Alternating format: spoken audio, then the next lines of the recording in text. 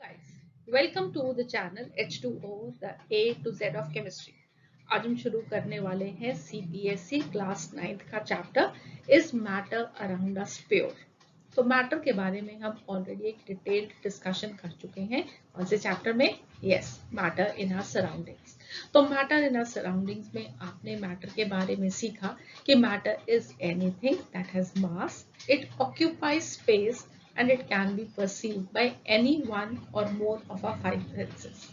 तो मैटर वो है जिसका मास है, जैसे कोई स्पेस ऑक्यूपाई करता है और हम किसी भी अपने एक sense out of the five senses के साथ एटलीस्ट महसूस कर सकते हैं, फील कर सकते हैं। फिर हमने मैटर इन सराउंडिंग चैप्टर में पढ़ा कि मैटर के अंदर क्या होता है, टाइनी पार्टिकल्स प्रेजेंट होते हैं। हमने उन टाइनी पार्टिकल्स के कैरेक्टरिस्टिक्स को अंडरस्टैंड किया, उनकी प्रॉपर्टीज को अंडरस्टैंड किया कि कैसे उन मैटर के पार्टिकल्स के कॉम्बिनेशन से हमारे पास तीन स्टेट्स ऑफ मैटर बनते हैं, that is the solid, the liquid, the gas. फिर हमने सॉलिड, लिक्विड, गैस के पार्टिकल्स के बारे में अंडरस्टैंड किया कि उनका बिहेवियर कैसा होता है। और फिर हमने मैटर कि कैसे एक फॉर्म को दूसरे फॉर्म में कन्वर्ट कर सकते हैं वो पढ़ा, with the process of inter conversion of matter. उसमें हमने बहुत कुछ पढ़ा। हमने मेल्टिंग के बारे में पढ़ा, हमने वेपराइजेशन के बारे में पढ़ा, हमने फ्रीजिंग के बारे में पढ़ा, हमने कंडेंसेशन के बारे में पढ़ा, सब्लिमेशन, इवेपोरेशन। हमने बहुत ही डिटेल डिस्कशन की मैटर के बारे में, राइट। अब आज हम एक नया चैप्टर शुरू कर रहे हैं। इस चैप्टर का नाम है is matter around us pure. तो इस चैप्टर में हम आज पहले लेक्चर में एक ब्रीफ इंट्रोडक्शन लेंगे, अंडरस्टैंड करेंगे कि हमने इस चैप्टर में क्या पढ़ना है और इस चैप्टर का जो नाम है सबसे पहले उसका मीनिंग क्या है, और फिर उसके बाद में हम एक केमिकल क्लासिफिकेशन ऑफ मैटर देखने वाले हैं। जब हमने मैटर इन आवर सराउंडिंग्स को स्टडी किया था तब हमने फिजिकल क्लासिफिकेशन और केमिकल क्लासिफिकेशन दोनों को पढ़ा था। फिजिकल क्लासिफिकेशन हमने अंडरस्टैंड किया था कि मैटर को हम क्लासिफाई कर सकते हैं सॉलिड, लिक्विड, गैस में, बट हमने ये भी देखा था कि मैटर को हम केमिकली क्लासिफाई कर सकते हैं। और सारी केमिकल क्लासिफिकेशन मैंने आपको बताई थी, बट आपको ये भी कहा था कि हम उसको डिटेल में अगले चैप्टर में डिस्कस करेंगे। तो वो टाइम आ गया है कि अब हम केमिकल क्लासिफिकेशन भी देखें मैटर की। तो आज एक इंट्रोडक्टरी लेक्चर है जिसमें हम केमिकल क्लासिफिकेशन ऑफ मैटर को अंडरस्टैंड करेंगे, ठीक है। तो चलिए शुरू करते हैं आज की पढ़ाई। मैं हूं डॉक्टर ऋतु जौहर, आपकी educator from the channel, and I hope कि आप ये लर्निंग मेरे साथ एंजॉय करने वाले हैं। तो चलिए शुरू करें। हम आज सबसे पहले अंडरस्टैंड करते हैं इस चैप्टर के नाम का meaning, is matter around us pure. तो मैटर तो हम सब जानते हैं कि क्या है, क्योंकि हमने एक डिटेल डिस्कशन ऑलरेडी कर ली मैटर इन आवर सराउंडिंग्स में। मगर मैटर अराउंड अस प्योर, ये प्योर से हमारा क्या मीनिंग है? वेल, अगर आप अपने मम्मा से पूछोगे कि प्योर का क्या मीनिंग है, या आप अपने आसपास चीजों को देखोगे, because everything around us is matter, तो let me just show you some things, ठीक है। सो ये हमारे पास एक घी का डिब्बा है और इस घी के डिब्बे पे आप देखो क्या लिखा है, इस पे लिखा है 100% प्योर। एक और एग्जांपल देखते हैं, ये एक जूस का बॉटल है, तो उस पे भी क्या लिखा हुआ है, दिस इज प्योर जूस। और एक एग्जाम्पल देखते हैं, ये क्या है, ये मम्मा का दिया हुआ जूस है। और मम्मा क्या बोलती है, मम्मा बोलती है कि मैंने जो जूस अभी फ्रेशली बनाया है उससे ज्यादा प्योर तो और कुछ हो ही नहीं सकता। एक और एग्जाम्पल देखते हैं, और ये क्या है, ये है हमारा दूध, और ये क्या है, डेयरी प्योर। अगेन ये क्या है, बिल्कुल प्योर दूध, ठीक है। तो आपको ऐसे बहुत सारे एग्जाम्पल्स मिल जाएंगे मार्केट के अंदर, जहां पे जो भी प्रोडक्ट्स आप खरीद रहे हो उस पे लिखा होगा प्योर, राइट। अब इस प्योर से हमारा मीनिंग क्या है?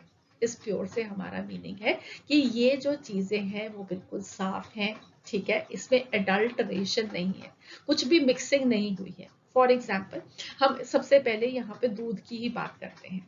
तो आपका यहाँ पे एक दूध वाला दूध लेने आता है, राइट, और आपके मम्मा कहते हैं कि आज तो वो जो दूध देके गया ना बिल्कुल ही पतला है, पानी डाला हुआ है इतना सारा। तो क्या वो दूध प्योर है? नहीं, वो दूध प्योर नहीं है ना, क्योंकि उसने उसमें बहुत सारा पानी मिला दिया। उसने आपको बिल्कुल जो काऊ दूध देती है वो वाला दूध नहीं दिया, उसमें पानी मिला हुआ है। और अब तो और भी ज्यादा एडवांसमेंट हो गई है मिलावट में। तो दूध में पानी मिलाने के अलावा क्या कर देते हैं, यहाँ पे क्या लिखा हुआ है, our farmers pledge no artificial growth hormones. तो यहाँ पे हमारे फार्मर्स क्या कर देते हैं कि वो जो मिल्क गिविंग एनिमल्स हैं उनको इंजेक्शंस लगा देते हैं हार्मोन्स के, जिससे उसके दूध की प्रोडक्शन बढ़ जाती है। यहाँ तक भी अभी अगर हम कहें, हालांकि ये नहीं करना चाहिए, बट यहाँ तक भी कहें तो चलो ठीक है, ऑलराइट। मगर उसके बाद आजकल क्या है, आजकल आपने बहुत बारी न्यूज में ये सुना होगा कि सिंथेटिक मिल्क मिलता है, डिटर्जेंट, शैम्पूस, सब कुछ ऐसे फ्लेवरिंग एजेंट्स डाल के बिल्कुल वो चीज बना दी जाती है जो कि बिल्कुल टेस्ट में दूध के जैसे हो, मगर किससे बनी है, डिटर्जेंट से, शैम्पू से, साबुन से, और आप उसको पी रहे हैं। तो वो सब तो प्योर नहीं है ना। तो हमारा जब कॉमन डेली लाइफ में हम बात करते हैं किसी भी चीज के बारे में कि वो प्योर है या नहीं, तो हम बात करते हैं कि उसमें मिलावट है या नहीं, वो एडल्ट्रेटेड है या नहीं, राइट। मगर केमिस्ट क्या मानता है, केमिस्ट्री पढ़ने वाले लोग क्या मानते हैं, केमिस्ट्री पढ़ाने वाले लोग क्या मानते हैं, ठीक है। तो हमारे पास हम मान लेते हैं कि ये वाला जो दूध है ये है डेयरी प्योर दूध, इसमें कोई भी मिलावट नहीं हुई हुई, ठीक है, मान लेते हैं। तो हम इसको एक केमिस्ट के पास लेके जाते हैं, केमिस्ट मतलब यहाँ पे केमिस्ट्री पढ़ने वाले लोग, केमिस्ट्री पढ़ाने वाले लोग। केमिस्ट को हम नॉर्मली किसको रेफर करते हैं, जो कि दवाइयां बेचते हैं, तो हम उनको केमिस्ट बोल देते हैं। बट एक्चुअली में I am talking about the chemist जो कि केमिस्ट्री पढ़ा रहे हैं या केमिस्ट्री पढ़ रहे लोग हैं। तो आप एक केमिस्ट्री के टीचर के पास अपने जाते हो और आप पूछते हो कि क्या ये दूध प्योर है, तो वो आपको क्या जवाब देता है, वेल वो आपको जवाब देते हैं कि नहीं, दूध तो प्योर नहीं है। अब आप सोचते हो नहीं ये तो दूध प्योर वाला मैं लेके आया हूँ, मेरे सर मैम ऐसा क्यों बोल रहे हैं कि दूध प्योर नहीं है। तो वेल उसका आंसर ये है कि वो दूध प्योर इसलिए नहीं है क्योंकि ये जो दूध है वो एक से ज्यादा चीजों से बना हुआ है, ठीक है। दूध के अंदर अगर आप लोग जानते हो, आप लोगों ने क्लास 7th 8th में भी केमिस्ट्री को पढ़ा है, तो आप लोगों को शायद ये बायो में भी पढ़ा होगा, फैट्स होते हैं, प्रोटीन्स होते हैं, कार्बोहाइड्रेट्स होते हैं, विटामिन्स होते हैं, मिनरल्स होते हैं। तो दूध एक कंप्लीट फूड होता है, दूध एक कंप्लीट फूड होता है, उसमें हर तरह के न्यूट्रिएंट्स हमें मिलते हैं। इसीलिए हम कहते हैं कि छोटे बेबी को बहुत सारा दूध पिलाना चाहिए, क्योंकि दूध एक कंप्लीट फूड है, राइट। तो इसका मतलब है कि दूध में बहुत सारी चीजें प्रेजेंट होती हैं, carbohydrates, fats, proteins, vitamins, minerals, हर चीज प्रेजेंट है दूध में, ठीक है। और क्योंकि दूध में इतना कुछ प्रेजेंट है, इसलिए आपके जो केमिस्ट्री के टीचर हैं वो कहते हैं कि दूध प्योर नहीं है। केमिस्ट्री में हम प्योर उस चीज को बोलते हैं जो कि सिर्फ एक ही तरह के पार्टिकल से बना हो। तो हमें आज इसको अंडरस्टैंड करना है कि प्योर क्या होता है और केमिस्ट्री में इम्प्योर क्या होता है, ठीक है। तो हमारी अंडरस्टैंडिंग इस पूरे चैप्टर में इसी चीज के ऊपर है कि प्योर क्या है और इम्प्योर क्या है केमिस्ट्री में। तो अब हम अंडरस्टैंड करते हैं हम कैसे मैटर को केमिकली क्लासिफाई करते हैं। हमने जो मैटर इन आवर सराउंडिंग्स में सीखा था वो था मैटर की फिजिकल क्लासिफिकेशन। मैटर के पार्टिकल्स की कौन सी प्रॉपर्टीज के बेसिस पे, 3 प्रॉपर्टीज के बेसिस पे, कि मैटर के जो पार्टिकल्स हैं वो एक दूसरे के साथ कितने कंटैक्ट में हैं, क्या वो पास पास में है या वो दूर है या वो बहुत ज्यादा दूर है।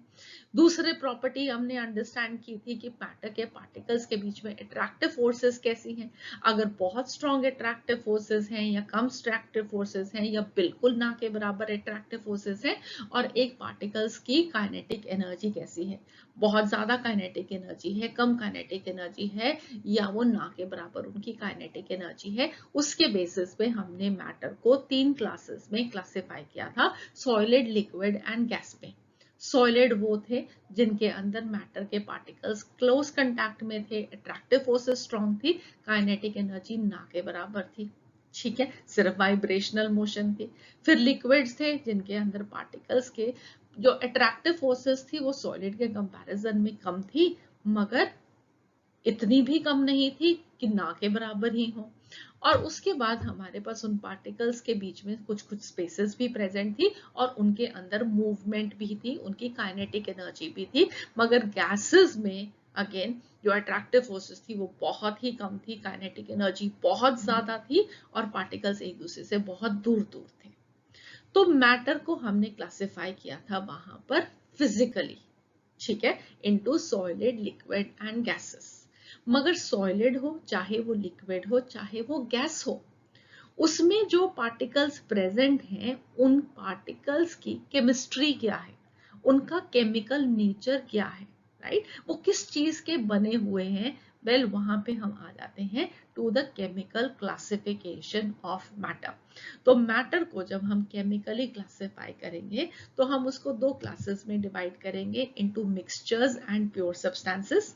मिक्सचर्स को आगे into homogeneous and heterogeneous mixtures, pure substances को इनटू एलिमेंट्स एंड कंपाउंड्स, और कंपाउंड्स को आगे further into inorganic compounds and organic compounds. थोड़ा सा इसको और डिटेल में देखते हैं और फिर बहुत सारी डिटेल तो ऑब्वियसली हम नेक्स्ट लेक्चर से शुरू करेंगे with a detailed discussion of each and everything.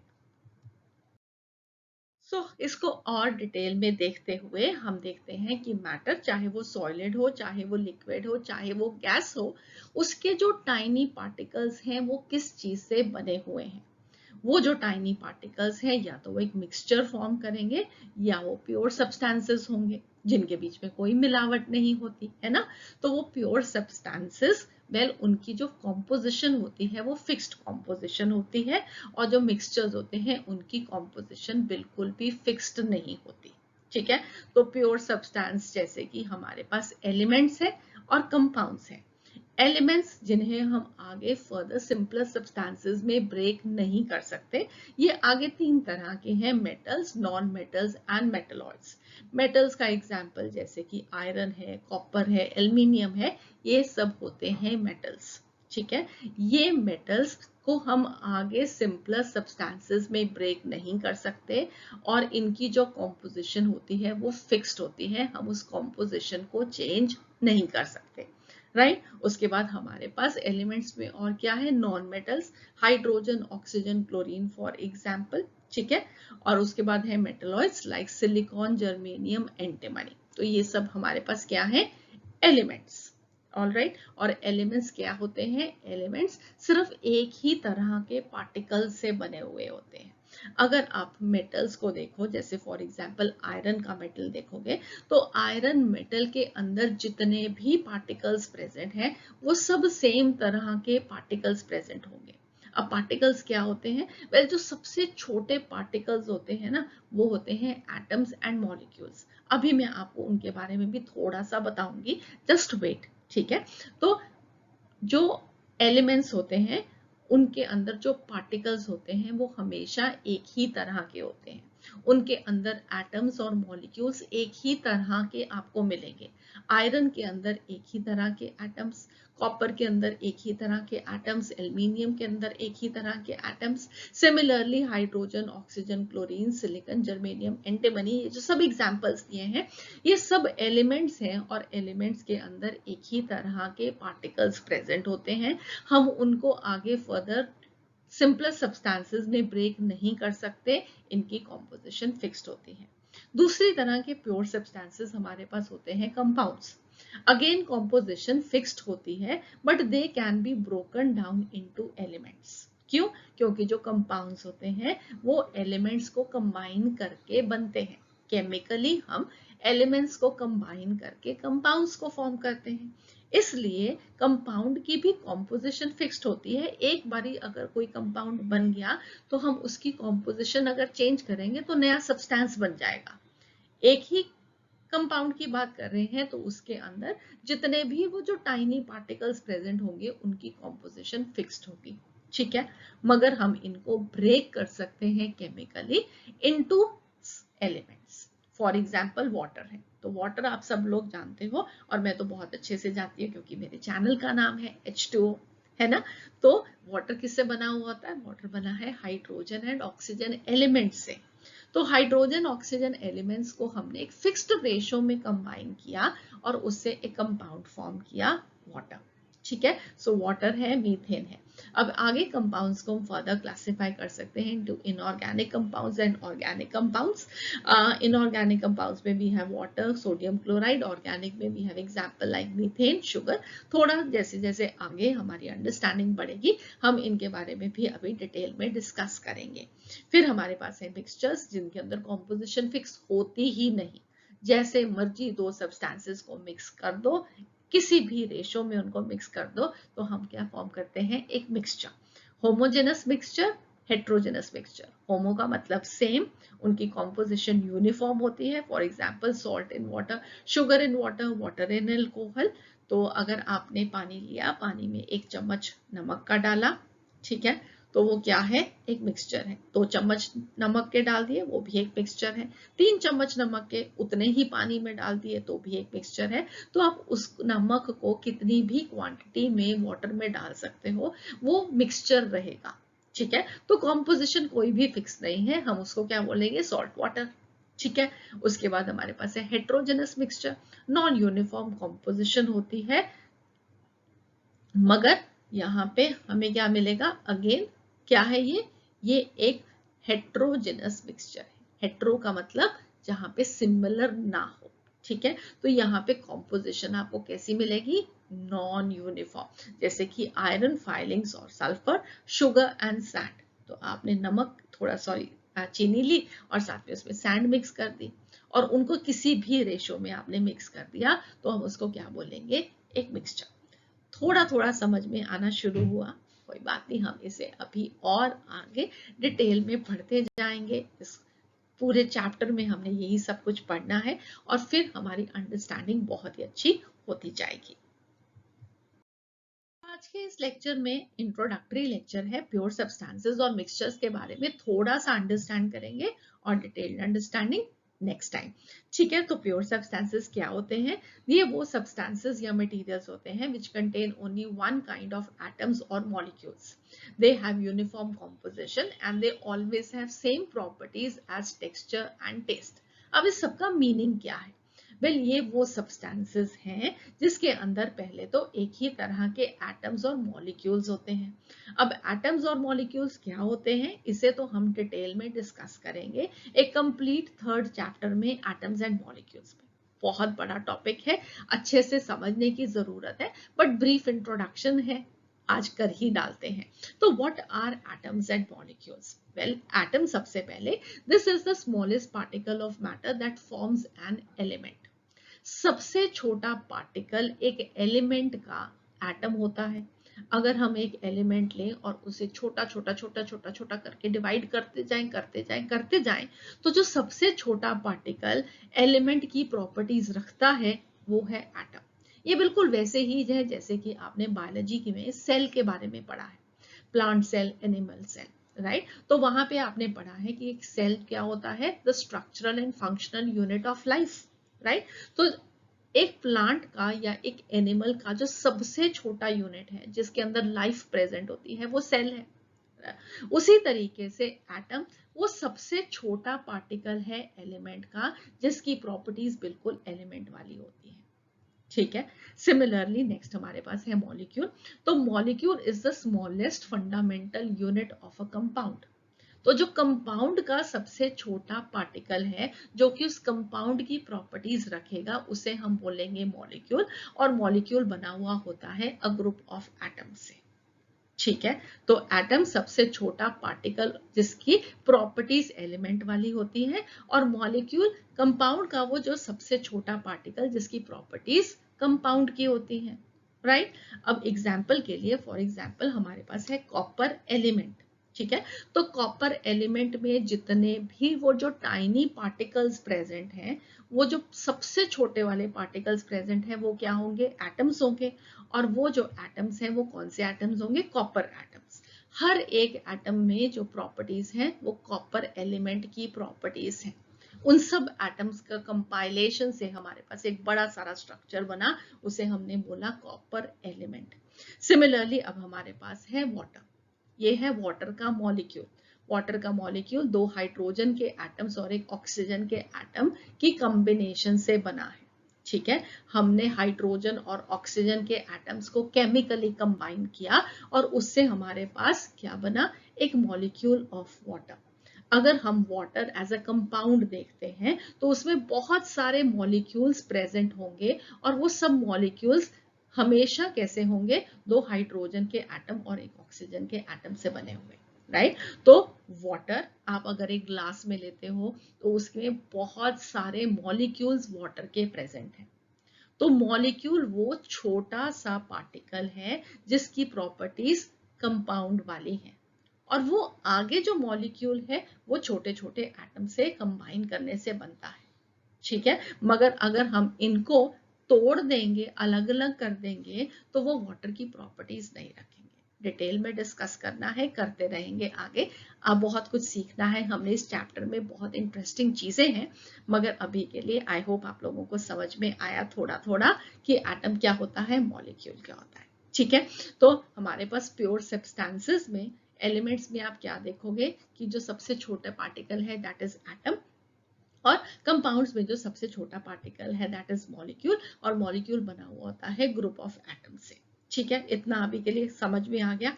तो जो प्योर सब्सटेंसेस है उनकी यूनिफॉर्म कॉम्पोजिशन होती है, एलिमेंट्स की भी यूनिफॉर्म कॉम्पोजिशन है, एक ही तरह के एटम से बने हुए हैं, और कंपाउंड्स की भी यूनिफॉर्म कॉम्पोजिशन है, वो भी एक ही तरह के मॉलिक्यूल से बने हुए होते हैं। और वो जो मॉलिक्यूल्स हैं उनकी कॉम्पोजिशन फिक्स्ड होती है, उसमें जिस तरीके से एटम्स कंबाइन किए हैं वो रेशो हमेशा कांस्टेंट रहती है और उनकी जो प्रॉपर्टीज हैं वो हमेशा सेम रहेंगी, टेक्सचर, टेस्ट एटसेट्रा, ठीक है। तो उनकी जो भी प्रॉपर्टीज होती हैं वो सेम रहेगी। कॉपर के एटम्स की सारी प्रॉपर्टीज सेम रहेंगी, वाटर के मॉलिक्यूल की जो प्रॉपर्टीज होंगी, हर मॉलिक्यूल की प्रॉपर्टीज सेम रहेंगी। तो हमारे पास प्योर सब्सटेंसेस आ गए, एलिमेंट्स एंड कंपाउंड्स, जिसे हम डिटेल में नेक्स्ट लेक्चर में डिस्कस करेंगे। सो नेक्स्ट है हमारे पास इम्प्योर सब्सटेंस। इम्प्योर सब्सटेंस मतलब वो सब्सटेंस जो कि प्योर नहीं है, ठीक है। तो हमारे पास इम्प्योर सब्सटेंसेस वो सब्सटेंसेस हैं which are made by two or more than two different kinds of particles, atoms or molecules, and they can be separated by the physical method. For example, हमारे पास है एक ग्लास जिसमें हमने लिया है पानी और फिर उस पानी में हमने डाल दिया कुछ नमक और उसको स्टर करके डिसॉल्व कर दिया। तो यहाँ पे पहले केस में यहाँ पे हमारे पास सिर्फ वाटर के पार्टिकल्स प्रेजेंट है और दूसरे केस में वाटर के पार्टिकल्स भी प्रेजेंट है और सॉल्ट के पार्टिकल्स भी प्रेजेंट है। तो जहाँ पे सिर्फ वाटर के पार्टिकल्स प्रेजेंट है वो हो गया एक प्योर सब्सटेंस, और जहाँ पे वाटर और सॉल्ट के पार्टिकल्स हैं उसे हम बोलते हैं इम्प्योर सब्सटेंस। हम इसे अब इम्प्योर सब्सटेंस क्यों बोलते हैं इन दोनों के कॉम्बिनेशन को, इसलिए क्योंकि these can be separated by a physical method. हम इन्हें वापस ऑब्टेन कर सकते हैं किसी फिजिकल मेथड से, जैसे कि अभी अंडरस्टैंड करते हैं। सो अब यहाँ पे क्या देख सकते हो, यहाँ पे आप देख सकते हो सी वाटर। सी वाटर कैसा होता है, सॉल्टी वाटर, नमक और पानी के कंबाइन करने से बनने वाला पानी, ठीक है। तो बिल्कुल जैसे कि हमने ग्लास में पानी लिया था और उसमें नमक डाला था, बिल्कुल वैसे ही है यहाँ पे सी वाटर, राइट। और यहाँ पे हमने क्या किया, सी के पास एक बेड बना के उसमें हमने पानी डाल दिया। अब ये पानी क्या होगा, इवेपोरेट कर जाएगा और पीछे से क्या छोड़ जाएगा, नमक। तो इसका मतलब है कि ये जो नमक और पानी का मिक्सचर है इसे हम अलग अलग कर सकते हैं। हमारे पास पानी था, नमक था, उसको हमने डिसॉल्व करके सॉल्टी वाटर बनाया और वापस उस सॉल्टी वाटर से हमने इवेपोरेशन से, जो कि एक फिजिकल मेथड है, उससे हमें वापस सॉल्ट और वाटर मिल सकता है, ठीक है। तो ऐसे दो या दो से ज्यादा सब्सटेंसेस जिन्हें हम मिक्स करें, ठीक है, जिन्हें हम मिक्स करें मगर वापस हम उससे इन्हीं को वापस ऑब्टेन कर सकें बाय अ फिजिकल मेथड, उन्हें हम बोलते हैं इम्प्योर सब्सटेंसेस और मिक्सचर्स, ठीक है। सो थोड़ा सा आई होप आप लोगों को आज अंडरस्टैंडिंग हुई है कि क्या होते हैं प्योर सब्सटेंसेस, क्या होते हैं इम्प्योर सब्सटेंसेस या मिक्सचर्स, और बहुत सारे मेथड्स हैं जिनसे हम इन इम्प्योर सब्सटेंसेस या मिक्सचर्स को सेपरेट कर सकते हैं। तो इस चैप्टर में हमें डिटेल में प्योर सब्सटेंसेस के बारे में पढ़ना है, हमें मिक्सचर्स के बारे में पढ़ना है और उन सेपरेटिंग टेक्निक्स के बारे में पढ़ना है जिनसे हम मिक्सचर्स के कॉन्स्टिट्यूएंट्स को सेपरेट कर सकते हैं, ठीक है। So I hope you are going to really enjoy this learning of the chapter is matter around us pure. तो चलिए आज की ये लर्निंग यहीं पे फिनिश करते हैं. नेक्स्ट लेक्चर में मिलेंगे जहां पे हम डिटेल में डिस्कस करेंगे about the pure substances. So see you again. Have a nice day. God bless you. अगर ये वाला लेक्चर अच्छा लगा तो please do subscribe to the channel so that कि आपको नोटिफिकेशन मिलता रहे जब भी हम अपना नेक्स्ट लेक्चर आपके लिए पोस्ट करें. So see you again. Bye bye. Have a nice day.